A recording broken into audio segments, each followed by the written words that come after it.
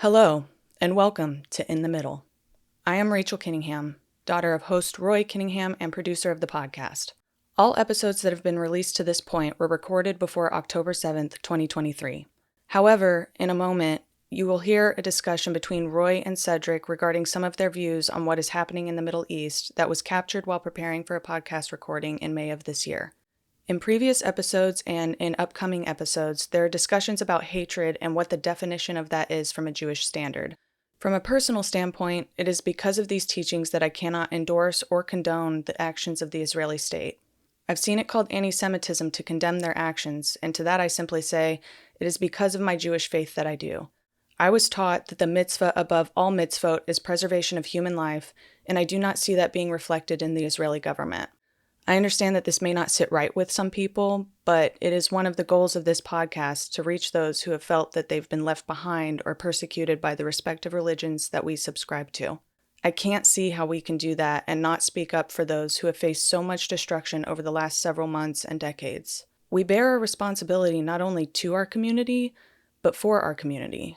For that reason, I felt it would be immoral not to vocalize our support for innocent Palestinians who are living in fear at the hands of those who claim to worship our God.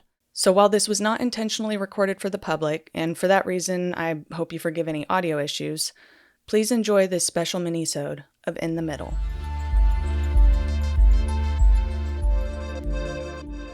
From the media standpoint, meaning that the truth about who the PLO is or who Hamas is, or who Israel is and how they handle, there's not accurate representation of these things. Or the it's difference very between slanted. Israel as a nation and community and the Jewish population as a whole around the world. Yes. Yeah. And then also looking at, okay, well, there's what we understand about them from the Christian perspective. Yeah. And then there's the reality of the leadership of that country now. Right. And how divided it is with, Bibi and the Knesset and all these different. And then the fact I'm a supporter of the Knesset, by the way. Most Americans don't marijuana. even. Not that I use marijuana. It's my type of thinking. Is what I'm Most Americans don't even know that there is a very vibrant conversation about how things should go with pursuing living with the Palestinians in Israel, and the idea of it. There is not a consensus. It's not monolithic in Israel. Right. There are definitely not monolithic around the world. Exactly. I'm actually a non-Zionist. I'm actually against Zionism. When the Hebrew language was coming back, I said good. Yeah. Right. Not for political reasons, not for activism reasons, just it's this idea that one day Israel would be again, but it would be by the hand of God. Right. The Israel we have now was created by a couple of superpowers. Right. And so this is idolatry. What I mean is this is not under the subject of the Almighty, the creator of the universe. This is politics got involved.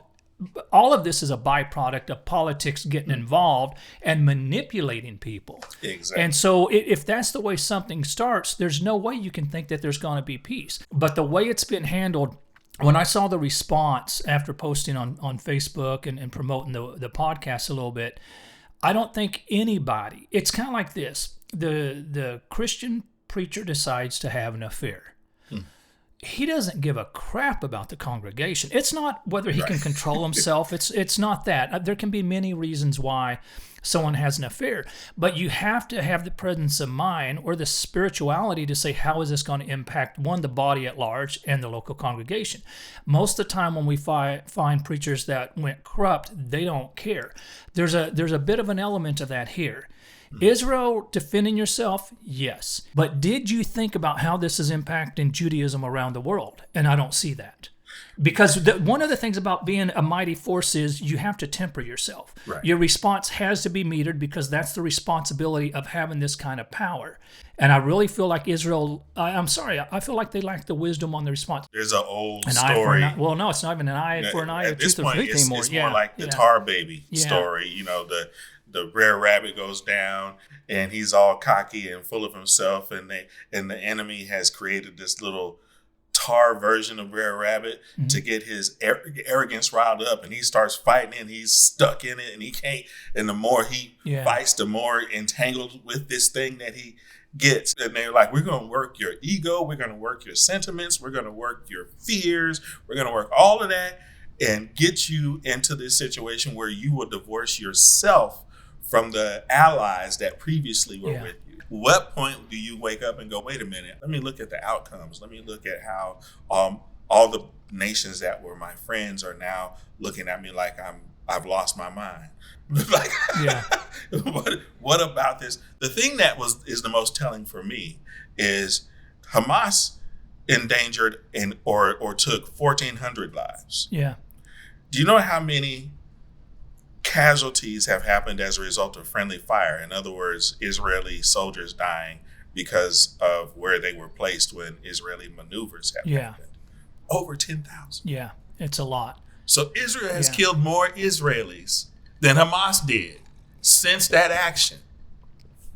Yeah. How can we continue to justify this? At this point, I don't focus as much on it being an Israeli-Palestinian conflict as much as the global impact of what's taken place. When you look at that, what would make somebody that desperate?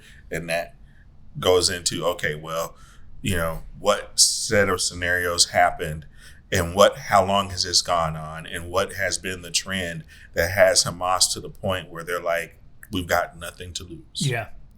I would say this: we can't fix this with one-liners and simple statements or anything like that. And I think I was watching Rabbi, and he obviously was very emotionally affected. Which, on the one hand, I agree. On the other hand, there's a conduct befitting a rabbi, and you really need to try to stay out of politics if you're a Torah teacher. I mean, if you're not, you went through the school and you got your rabbi degree or whatever, but you're a plumber, that's a bit different. But when you set up and you say that my Besorah is Torah, I'm a shlichim, my message is to take Torah to the world, there's some things you don't get to participate in. And now we know a concept of I'm not from this kingdom.